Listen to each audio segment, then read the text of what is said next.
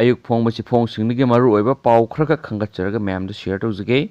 ECIꯗ ꯀꯣꯡꯒ꯭ꯔꯦꯁꯅ AAC 3 ꯀꯣꯔꯠꯇ case ꯂꯩꯔꯤ ꯍꯥꯏꯅ ꯈꯪꯍꯟꯈ꯭ꯔꯦ꯫ ꯕꯥꯏ election ꯀꯔꯝꯕ AACꯗ ꯇꯧꯒꯗꯒꯦ ꯍꯥꯏꯕ ꯉꯁꯤ ꯈꯪꯂꯕ ꯌꯥꯏ꯫ ꯕꯥꯏ ꯏꯂꯦꯛꯁꯟ ꯇꯧꯒꯅꯤ ꯍꯥꯏꯅ ꯊꯧꯔꯥꯡ ꯇꯧꯔꯤꯕ ꯃꯅꯤꯄꯨꯔꯒꯤ ꯑꯦꯁꯦꯝꯕ꯭ꯂꯤ ꯀꯟꯁꯇꯤꯇꯨꯑꯦꯟꯁꯤ 3 ꯅꯥꯈꯩ ꯁꯦꯡꯅ ꯁꯤꯠ ꯍꯥꯡꯕ ꯂꯩꯇ꯭ꯔꯤ꯫ ꯃꯈꯣꯏ 3ꯒꯤ ꯀꯦꯁ ꯍꯧꯖꯤꯛ ꯍꯥꯏ ꯀꯣꯔꯠ ꯑꯣꯐ ꯃꯅꯤꯄꯨꯔꯗ ꯂꯩꯔꯤ ꯍꯥꯏꯅ ꯃꯅꯤꯄꯨꯔ ꯄ꯭ꯔꯗꯦꯁ ꯀꯣꯡꯒ꯭ꯔꯦꯁ ꯀꯃꯤꯇꯤꯅ election commission of India ECI ꯑꯃꯁꯨꯡ ꯃꯅꯤꯄꯨꯔꯒꯤ ꯆꯤꯞ ꯏꯂꯦꯛꯇꯣꯔꯦꯜ ꯑꯣꯐꯤꯁꯥꯔ CEO ꯗ ꯈꯪꯍꯟꯈ꯭ꯔꯦ ꯍꯥꯏꯔꯤ꯫ ꯑꯇꯣꯞꯄ ꯄꯥꯎ ꯑꯃꯅ ꯑꯃꯨꯛ ꯀꯣꯔꯅꯥꯠ ꯁꯪꯕ ꯎꯅꯔꯨꯔꯒ ꯂꯧꯔꯛꯄ ꯋꯥꯔꯦꯞ ꯃꯤꯗꯤꯌꯥꯗ ꯐꯣꯡꯗꯣꯛꯎ ꯌꯥꯈꯤꯗ꯭ꯔꯦ꯫ ꯑꯅꯧꯕ ꯃꯤꯅꯤꯁꯇꯔꯅ ꯇꯥꯕꯗ ꯅꯨꯡꯉꯥꯏꯇꯕ ꯋꯥ ꯉꯥꯡꯍꯟꯅꯤꯡꯗꯦ L Jayantakumar. National people party NPPꯒꯤ MLA ꯃꯔꯤꯅ ꯒꯨꯋꯥꯍꯥꯇꯤꯗ ꯄꯥꯔꯇꯤ ꯑꯁꯤꯒꯤ ꯅꯦꯁꯅꯦꯜ ꯄ꯭ꯔꯁꯤꯗꯦꯟꯠ ꯀꯣꯔꯅꯥꯠ ꯁꯪꯃ ꯎꯅꯔꯨꯔꯒ ꯂꯧꯔꯛꯄ ꯋꯥꯔꯦꯞ ꯃꯤꯗꯤꯌꯥꯁꯤꯡꯗ ꯐꯣꯡꯗꯣꯛꯎ ꯍꯥꯏꯕ ꯌꯥꯈꯤꯗ꯭ꯔꯦ꯫ ꯑꯀꯨꯞꯄ ꯃꯔꯣꯜ ꯐꯣꯡꯗꯣꯛꯄꯒꯤ ꯃꯍꯨꯠꯇ ꯂꯧꯔꯛꯄ ꯋꯥꯔꯦꯞ ꯑꯗꯨ ꯍꯥꯏꯗꯣꯛꯄ ꯃꯇꯝ ꯆꯥꯗ꯭ꯔꯤ ꯍꯥꯏꯅ ꯄꯥꯔꯇꯤꯒꯤ ꯏꯟꯇꯔꯤꯝ ꯄ꯭ꯔꯁꯤꯗꯦꯟꯠ KCꯅ ꯐꯣꯡꯗꯣꯛꯈ꯭ꯔꯦ꯫ ꯕꯥꯕꯨꯄꯨꯔꯥꯗ ꯂꯩꯕ MLA ꯖꯌꯟꯇꯀꯨꯃꯥꯔꯒꯤ ꯑꯣꯐꯤꯁꯇ ꯄꯥꯡꯊꯣꯛꯄ ꯄꯥꯎꯃꯤꯁꯤꯡꯒ ꯎꯅꯕ ꯑꯃꯗ KCꯅ ꯍꯥꯏ ꯃꯇꯝ ꯁꯥꯡꯅ ꯄꯣꯂꯤꯇꯤꯛꯁꯇ ꯌꯥꯎꯔꯛꯄꯗ BJPꯅ ꯂꯨꯆꯤꯡꯕ ꯂꯩꯉꯥꯛꯅ ꯍꯟꯗꯛ ꯔꯤꯁꯐꯜ ꯇꯧꯕꯗ ꯆꯠꯊꯈꯤꯕ ꯊꯧꯑꯣꯡ ꯑꯁꯤ ꯑꯃꯨꯛꯇ ꯎꯈꯤꯗ꯭ꯔꯤ꯫ ꯃꯤꯅꯤꯁꯇꯔ 2 ꯐꯝ ꯂꯧꯊꯣꯛꯄ ꯑꯗꯨꯒ 2ꯅ ꯊꯝꯍꯧꯕꯒꯤ ꯃꯇꯥꯡꯗ ꯄꯥꯔꯇꯤ ꯑꯁꯤꯒꯤ ꯅꯦꯁꯅꯦꯜ ꯄ꯭ꯔꯁꯤꯗꯦꯟꯠꯇ ꯃꯍꯥꯛꯅ ꯇꯦꯂꯤꯐꯣꯟꯒꯤ ꯈꯨꯠꯊꯥꯡꯗ ꯔꯤꯁꯐꯜ ꯇꯧꯕꯒꯤ ꯃꯇꯥꯡꯗ ꯆꯤꯞ ꯃꯤꯅꯤꯁꯇꯔꯅ ꯃꯥꯡꯖꯧꯅꯅ ꯈꯪꯍꯜꯂꯛꯄ ꯂꯩꯕ꯭ꯔꯥ ꯍꯪꯕꯗ ꯃꯉꯣꯟꯗꯗꯤ ꯀꯔꯤꯁꯨ ꯈꯪꯍꯜꯂꯛꯄ ꯂꯩꯇꯦ ꯍꯥꯏꯅ ꯐꯣꯡꯗꯣꯔꯛꯈꯤ꯫ NPP ꯃꯅꯤꯄꯨꯔ ꯁ꯭ꯇꯦꯠ ꯌꯨꯅꯤꯠꯀꯤ ꯏꯟꯇꯔꯤꯝ ꯄ꯭ꯔꯁꯤꯗꯦꯟꯠ ꯑꯃ ꯑꯣꯏꯔꯤꯕ ꯑꯩꯍꯥꯛ ꯏꯁꯥꯃꯛꯇ ꯐꯥꯎꯕ ꯄꯥꯎ ꯄꯤꯐꯝ ꯊꯣꯛꯄꯗ ꯄꯤꯗꯅ ꯔꯤꯁꯐꯜ ꯇꯧꯊꯣꯛꯄ ꯑꯁꯤ ꯑꯉꯛꯄ ꯐꯥꯎꯏ꯫ NPPꯅ ꯇꯍꯥꯅ ꯐꯤꯔꯦꯞ ꯂꯧꯗꯅ ꯇꯞꯅ ꯂꯧꯐꯝ ꯊꯣꯛꯄ ꯐꯤꯔꯦꯞ ꯂꯧꯒꯅꯤ꯫ ꯔꯤꯁꯐꯜ ꯇꯧꯔꯕ ꯃꯇꯨꯡꯗ ꯍꯧꯈꯤꯕ ꯁꯦꯞꯇꯦꯝꯕꯔ 16 ꯑꯃꯗꯤ 18ꯗ ꯇꯥꯡꯀꯛ ꯑꯅꯤꯔꯛꯇ ꯄꯥꯔꯇꯤꯒꯤ ꯅꯦꯁꯅꯦꯜ ꯄ꯭ꯔꯁꯤꯗꯦꯟꯠ ꯀꯣꯔꯅꯥꯠ ꯁꯪꯃꯒ ꯎꯅꯗꯨꯅ ꯋꯥꯔꯤ ꯁꯥꯅꯈꯤ꯫ ꯂꯣꯏꯅꯅ ꯄꯥꯔꯇꯤꯒꯤ ꯂꯦꯖꯤꯁꯂꯦꯆꯔ 3 ꯄꯨꯛꯆꯦꯜ ꯇꯤꯟꯅꯅ ꯄꯨꯟꯅ ꯂꯩꯃꯤꯟꯅꯅꯕ ꯄꯥꯎꯇꯥꯛ ꯄꯤꯔꯛꯈꯤ ꯍꯥꯏꯔꯤ꯫ ꯃꯍꯥꯛꯅ ꯃꯈꯥ ꯇꯥꯅ ꯍꯥꯏꯈꯤ ꯄꯥꯔꯇꯤꯒꯤ MLA 3ꯒꯤ ꯃꯔꯛꯇ ꯋꯥꯈꯜꯂꯣꯟ ꯈꯦꯠꯅꯕ ꯂꯩꯇꯦ꯫ ꯄꯥꯔꯇꯤꯅ ꯂꯧꯔꯛꯄ ꯐꯤꯔꯦꯞ ꯑꯗꯨ ꯆꯞ ꯆꯥꯅ ꯉꯥꯛꯃꯤꯟꯅꯅꯕ ꯁꯦꯝ ꯁꯥꯗꯨꯅ ꯂꯩꯔꯤ꯫ ꯉꯁꯤ ꯅꯣꯡꯃ ꯅꯤꯅꯤ ꯑꯁꯤꯗ ꯃꯤꯈꯜꯒꯤ ꯀꯣꯗ ꯑꯣꯐ ꯀꯟꯗꯛ ꯂꯥꯛꯄ ꯌꯥꯕꯒꯤ ꯐꯤꯚꯝ ꯂꯩꯕꯅ ꯃꯤꯈꯜ ꯑꯁꯤꯗꯁꯨ ꯄꯥꯔꯇꯤꯒꯤ ꯃꯤꯔꯦꯞ ꯊꯥꯒꯠꯅꯕ ꯁꯦꯝ ꯁꯥꯗꯨꯅ ꯂꯩꯔꯤ꯫ ꯇꯨꯡꯗ ꯂꯥꯛꯀꯗꯕ ꯈꯣꯡꯊꯥꯡꯁꯤꯡ ꯑꯗꯨ ꯃꯤꯗꯤꯌꯥꯒꯤ ꯈꯨꯠꯊꯥꯡꯗ ꯈꯪꯍꯜꯂꯛꯀꯅꯤ꯫ ꯂꯩꯉꯥꯛ ꯑꯁꯤꯗ ꯁꯧꯒꯠꯂꯕꯁꯨ ꯌꯥꯏ ꯁꯧꯒꯠꯇ꯭ꯔꯕꯁꯨ ꯌꯥꯏ ꯃꯗꯨꯒꯤ ꯆꯞ ꯆꯥꯕ ꯐꯤꯔꯦꯞ ꯑꯗꯨ ꯉꯁꯤꯃꯛꯇꯤ ꯍꯥꯏꯔꯣꯏ꯫ ꯁꯧꯒꯠꯂꯕꯁꯨ ꯄꯨꯟꯅ ꯁꯧꯒꯠꯀꯅꯤ ꯇꯣꯛꯂꯕꯁꯨ ꯄꯨꯟꯅ ꯇꯣꯛꯀꯅꯤ ꯍꯥꯏꯅꯁꯨ ꯄꯥꯎꯆꯦꯒꯤ ꯈꯨꯠꯊꯥꯡꯗ ꯃꯈꯥ ꯇꯥꯅ ꯐꯣꯡꯗꯣꯔꯛꯂꯤ꯫ ꯑꯇꯣꯞꯄ ꯄꯥꯎ ꯑꯃꯅ ꯑꯃꯨꯛ ꯂꯥꯏꯁꯪ ꯃꯃꯥꯡꯗ ꯃꯤꯑꯣꯏ ꯑꯃ ꯁꯤꯔꯒ ꯂꯩꯔꯝꯕꯒꯤ ꯋꯥꯊꯣꯛꯇ ꯆꯦꯟꯅꯕ ꯃꯤꯑꯣꯏ ꯑꯃꯒꯤ ꯃꯌꯨꯝ ꯊꯨꯒꯥꯏꯈ꯭ꯔꯦ꯫ ꯏꯝꯐꯥꯜ ꯏꯁ ꯗꯤꯁꯇ꯭ꯔꯤꯛꯀꯤ ꯏꯔꯤꯜꯕꯨꯡ ꯄꯨꯂꯤꯁ ꯁ꯭ꯇꯦꯁꯟꯅ ꯀꯣꯟꯕ ꯀꯤꯌꯥꯝꯒꯩ ꯃꯃꯥꯡ ꯂꯩꯀꯥꯏꯗ ꯉꯔꯥꯡ ꯑꯊꯣꯛꯄꯝ ꯅꯥꯎꯊꯣꯟ ꯆꯍꯤ 38 ꯑꯄꯣꯛꯄ ꯁꯥꯃꯨꯉꯧ ꯀꯧꯕ ꯃꯤꯑꯣꯏ ꯑꯃ ꯂꯥꯏꯁꯪ ꯃꯃꯥꯡꯗ ꯁꯤꯔꯒ ꯂꯩꯔꯝꯕ ꯊꯧꯗꯣꯛ ꯑꯗꯨꯗ ꯆꯦꯟꯅꯕꯅꯤ ꯍꯥꯏꯕ ꯃꯤꯑꯣꯏ ꯑꯃꯒꯤ ꯃꯌꯨꯝ ꯃꯤꯌꯥꯝꯅ ꯊꯨꯒꯥꯏꯈ꯭ꯔꯦ꯫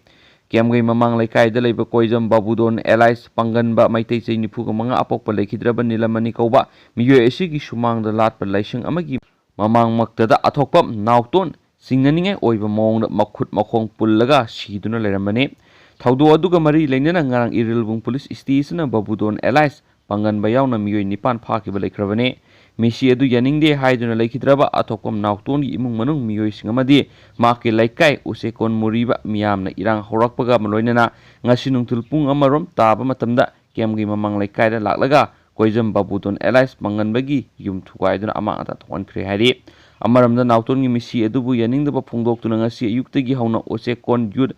ꯑꯦꯊꯂꯦꯇꯤꯛ ꯀ꯭ꯂꯕꯀꯤ ꯒ꯭ꯔꯥꯎꯟꯗ ꯋꯥꯀꯠ ꯃꯤꯐꯝ ꯐꯝꯂꯕ ꯃꯇꯨꯡꯗ ꯆꯤꯞ ꯃꯤꯅꯤꯁꯇꯔꯗ ꯃꯦꯃꯣꯔꯦꯟꯗꯝ ꯑꯃ ꯄꯤꯁꯤꯟꯈ꯭ꯔꯦ ꯍꯥꯏꯔꯤ꯫ ꯃꯦꯃꯣꯔꯦꯟꯗꯝ ꯑꯗꯨꯗ ꯌꯥꯎꯔꯤꯕ ꯗꯤꯃꯥꯟꯗꯁꯤꯡꯗꯤ ꯁꯤꯔꯤꯕ ꯃꯤꯁꯤ ꯑꯗꯨ ꯃꯔꯝ ꯆꯥꯗꯦ ꯑꯁꯦꯡꯕ ꯂꯪꯂꯥ ꯂꯪꯖꯤꯟ ꯈꯪꯗ꯭ꯔꯤ ꯐꯥꯎꯕ ꯑꯁꯤꯕ ꯍꯛꯆꯥꯡ ꯂꯧꯔꯣꯏ꯫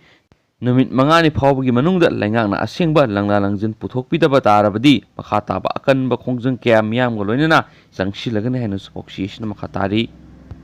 ꯃꯅꯤꯄꯨꯔꯒꯤ ꯋꯥꯡꯃꯗ ꯊꯣꯛꯄ ꯃꯔꯨꯑꯣꯏꯕ ꯊꯧꯗꯣꯛ ꯋꯥꯊꯣꯛ ꯈꯔ ꯑꯃꯨꯛ ꯃꯌꯥꯝꯗ ꯁꯦꯌꯔ ꯇꯧꯖꯒꯦ꯫ ꯌꯥꯝꯅ ꯇꯥꯕꯗ ꯍꯪꯒꯣꯏꯅꯤꯡꯉꯥꯏ ꯑꯣꯏꯕ ꯑꯃꯁꯨꯡ ꯌꯥꯝꯅ ꯆꯦꯛꯁꯤꯟꯅꯤꯡꯉꯥꯏ ꯑꯣꯏꯔꯕ ꯃꯇꯝ ꯑꯁꯤꯗ ꯊꯣꯛꯂꯤꯕ ꯊꯧꯗꯣꯛ ꯋꯥꯊꯣꯛ ꯈꯔ꯫ ꯗꯦꯜꯂꯤꯗ ꯃꯤꯑꯣꯏ ꯑꯃꯅ ꯂꯨꯄꯥ 10ꯒꯤ ꯋꯥꯍꯧꯗꯒꯤ ꯃꯆꯥꯅꯨꯄꯥꯒꯤ ꯃꯃꯥꯡꯗ ꯃꯄꯥ ꯐꯨꯔꯒ ꯍꯥꯠꯈ꯭ꯔꯦ꯫ ꯌꯥꯝꯅ ꯅꯨꯡꯉꯥꯏꯇꯕ ꯊꯧꯗꯣꯛ ꯑꯃꯗ ꯗꯦꯜꯂꯤꯗ ꯆꯍꯤ 18ꯇ ꯉꯥꯏꯔꯤꯕ ꯅꯨꯄꯥ ꯑꯃꯒꯤ ꯃꯆꯥꯒꯤ ꯃꯃꯥꯡꯗ ꯁꯨꯞꯅꯒꯤ ꯂꯨꯄꯥ 10 ꯈꯛꯇꯒꯤ ꯃꯇꯥꯡꯗ ꯃꯤꯑꯣꯏ ꯑꯃꯕꯨ ꯇꯝꯊꯤꯅ ꯐꯨꯔꯒ ꯍꯥꯠꯈ꯭ꯔꯦ ꯍꯥꯏꯅ ꯄꯨꯂꯤꯁꯅ ꯉꯁꯤ ꯐꯣꯡꯗꯣꯛꯈ꯭ꯔꯦ꯫ ꯃꯆꯥꯅꯨꯄꯥ ꯑꯉꯥꯡ ꯑꯗꯨꯅ ꯐꯨꯔꯤꯕ ꯑꯗꯨ ꯇꯣꯛꯅꯕ ꯍꯣꯠꯅꯈꯤ ꯑꯃꯁꯨꯡ ꯃꯄꯥꯒꯤ ꯄꯨꯟꯁꯤ ꯀꯟꯕꯤꯅꯕ ꯑꯦꯇꯦꯀꯔꯁꯤꯡ ꯑꯗꯨꯗ ꯍꯥꯏꯖꯈꯤ꯫ ꯄꯨꯂꯤꯁꯅ ꯍꯧꯈꯤꯕ ꯁꯒꯣꯜꯁꯦꯟ ꯅꯨꯃꯤꯠꯇ ꯔꯨꯄꯦꯁ ꯀꯧꯕ ꯃꯤꯑꯣꯏ ꯑꯗꯨ ꯍꯥꯠꯄꯒꯤꯗꯃꯛ ꯁꯟꯇꯣꯁ ꯑꯃꯁꯨꯡ ꯁꯔꯣꯖ ꯃꯆꯤꯟ ꯃꯅꯥꯎ 2 ꯐꯥꯈ꯭ꯔꯦ꯫ ꯃꯁꯥꯒꯤ ꯆꯍꯤ 39 ꯁꯨꯔꯕ ꯔꯨꯄꯦꯁ ꯑꯋꯥꯡ ꯗꯤꯜꯂꯤꯒꯤ ꯕꯨꯔꯥꯂꯤꯗ ꯃꯥꯒꯤ ꯅꯨꯄꯤ ꯑꯃꯁꯨꯡ ꯑꯉꯥꯡꯁꯤꯡꯒ ꯂꯣꯏꯅꯅ ꯂꯩꯕꯅꯤ꯫ mafam adu crime wangbagidama tamthibada maming chatli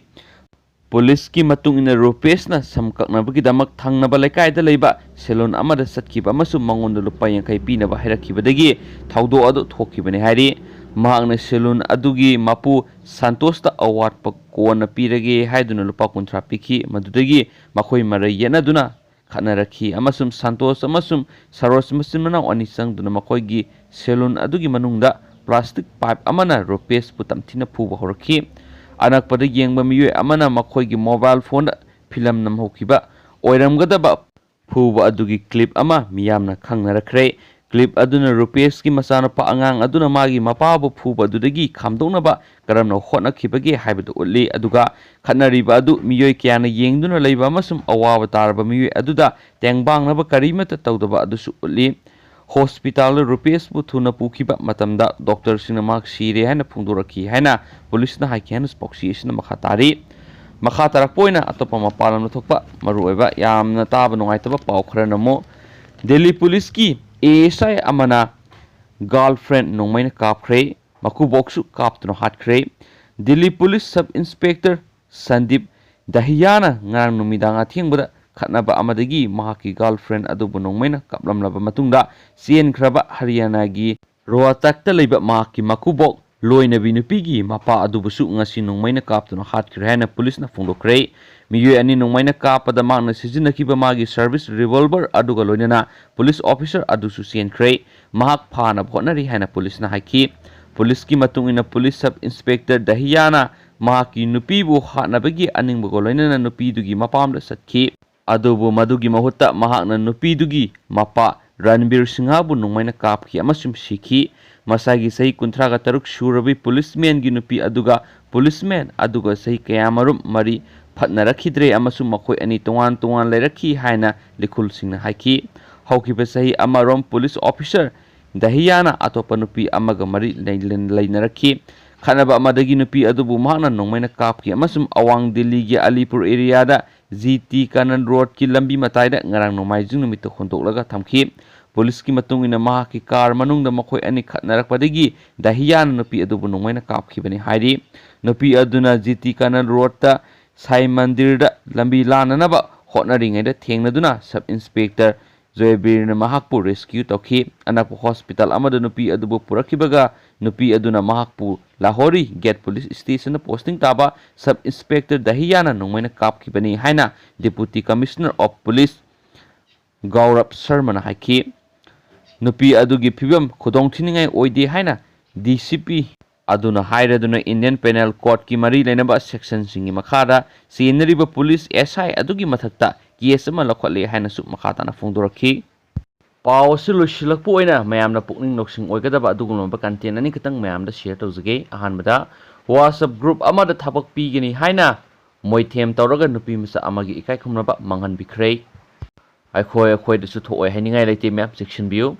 social media na sakholakpagi matik masigi khudong saba lawraga nupa singna nupi oibisingi aseng matanja ngaiduna mara leijadraba nupi misa kya victim ohenbagi pawleba asida nongmagi masing hingalakli South East Delhi gi Sahinbag area da nupi masa amabu thabak pigani haijinduna moithem tarog ijat mangan khiba nupa ama police na ngarang fokat khre police ki power sina hai haukiba irai numita Ghaziabad ta leibi Zoom for all koba WhatsApp group amada yawbi nupi masa amana complaint tarakhi complaint asigi matung ina WhatsApp group asida yawba thaudo asida senariba nupa masa asina nupi masa asibu thabak phanganbada mateng pangge haibadigi makhoi ani set taunakhi